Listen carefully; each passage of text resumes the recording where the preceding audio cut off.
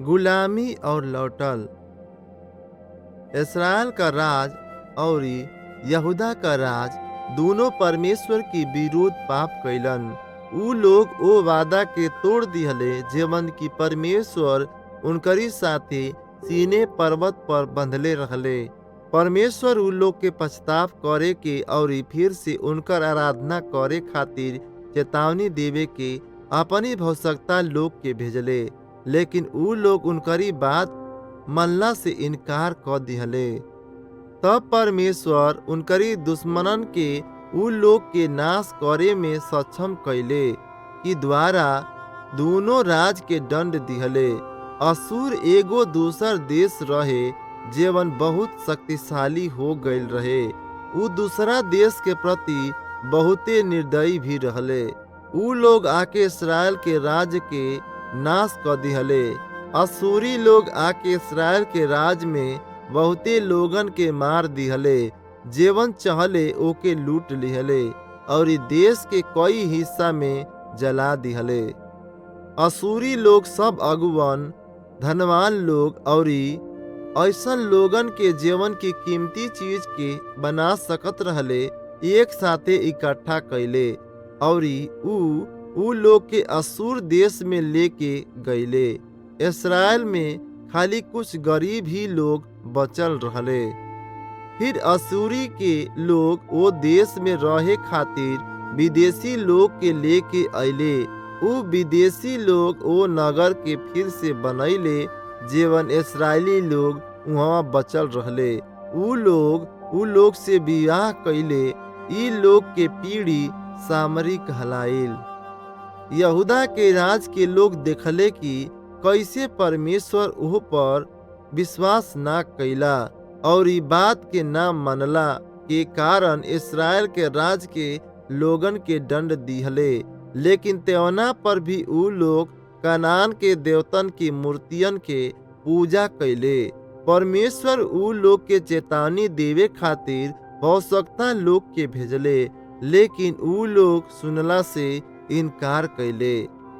लगभग 100 बरिस के बाद असूरी लोग के राज के नाश कर दिहले। परमेश्वर बेबीलोन के राजा नबूकदनेस्सर के यहूदा के राज पर हमला करे खातिर भेजले। बेबीलोन एगो शक्तिशाली देश रहल। यहूदा का राजा नबूकदनेस्सर का दास बने और हर बरिस उनके कुल धन देवे के खातिर सहमत हो गईले। लेकिन कुछ बरिस के बाद यहूदा का बेबीलोन के विरोध में बलजोरी कैले। तब बेबीलोन वापस आके यहूदा के राज पर हमला कर दिहले। ऊ लोग यरूशलेम नगर पर कब्जा कर लिहले, मंदिर के नाश कर दिहले, नगर और मंदिर के खजाना के लूट के ले गईले। बलजोरी कैला के कारण यहूदा के राजा के दंड देवे के खातिर नबूकदनेस्सर का सिपाही लोग राजा की बेटी की उनकरी सामने मार डलले और उनकी अंधा कर दिहले। एकरी बाद ऊ राजा के लेके गईले ताकि ऊ बेबीलोन की जेल में मर जा।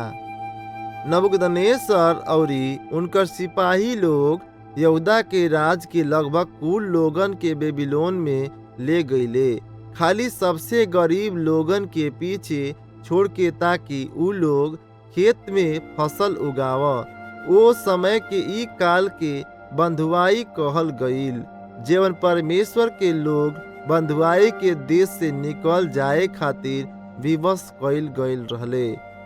भले ही परमेश्वर अपनी लोगन के उनकरी पाप के खातिर बंधुआई में ले जैला के द्वारा दंडित कईलन, त्योना पर भी ऊ लोगन के या अपनी वादा के ना भूलैलन। परमेश्वर अपनी लोगन के निगरानी कईल जारी रखलन और अपनी भौसकतन के जरिए से ऊ लोग से बात करत रहले। ऊ वादा के 70 बरिस के बाद ऊ लोग फिर से वादा के देश में लौट गईले।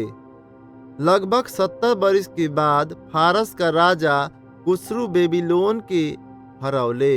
यही से बेबीलोन का साम्राज्य की बदले फारस के साम्राज्य कई गो देशन पर शासन कैले। इस्राएली लोग अब यहूदी जाति कहात रहले। उ लोग में से बहुते लोग अपन पूरा जीवन बेबीलोन में ही बिता दिहले। खाली बहुत कम बूढ़ लोग के यहूदी के ही यहूदा का देश याद रहे। फारसी लोग बहुते सामर्थी रहलन, लेकिन उ लोग अपनी जीतल लोगन पर दया कैले रहले। फारसी लोगन के राजा बनला की कुछ समय के बाद खुसरू एगो आदेश दिहले कि कौनो भी यहूदी जे यहूदा के लौटल चाहत रहे उ फारस से निकल के वापस यहूदा के जा सकत बाड़े। यहाँ तकले कि उ लोगन के मंदिर के फिर से बनावे खातिर धन दिहले। तब बधुआई का 70 बरिस के बाद यहूदी लोग एगो छोट समूह यहूदा में यरूशलेम की नगर लौट अइले। जब उ लोग यरूशलेम पहुँचले त उ लोग मंदिर के और नगर के चारों ओर के देवाल के फिर से बनैले। फारसी लोग अब ही भी उ लोग पर शासन करत रहले, लेकिन एक बार फिर से उ वादा के देश में रहत रहले और मंदिर में आराधना करत रहले। दूसरा राजा अध्याय 17 का 24 से 25, दूसरा इतिहास 36, एजरा 1 से 10, नहेम्या 1 से 13 तक एगो बाइबिल का खिस्सा